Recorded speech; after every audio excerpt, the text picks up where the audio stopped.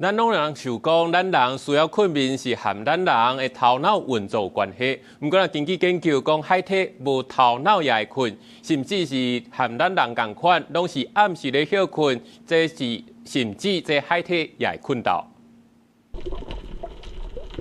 伫海洋生活的海体无大脑，规身躯干那简单的神经网络。不过科学家发现，就算讲无中枢神经，伊嘛会当用神经系统来感受光线、烧吸加化学变化，甚至会使伫足紧的时间内，伫错误当中学习。显示无头壳无代表无智慧，也是无学习的能力。因啊，以色列的科学家上新的研究显示，无头壳的海体甚至甲人同款有相像的困眠模式。The key finding is that you have a very basic organism, doesn't have brain or eyes.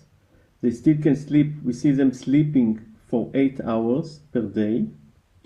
And I think they're doing that, I don't think, we know they're doing that in order to reduce the DNA damage that is accumulating when they are active. 这个研究若显示海体会困，甚至有困中昼的习惯。若是强迫海体变暝工，第二天伊嘛会表现昏昏沉沉，春秋的频率嘛会落降。也若针对海体困眠的研究，嘛会使应用伫咧人类的困眠研究顶头，包括减少搅扰困眠的因素，会当增加 DNA 修复的效果。This study and other study in my lab, we know that what we call sensory pollutants. So if, for example, you use your phone during nighttime, or you have what we call light pollution from urbanic areas, or you have a light interfering your sleeping, it can cause what we know as sleep deprivation.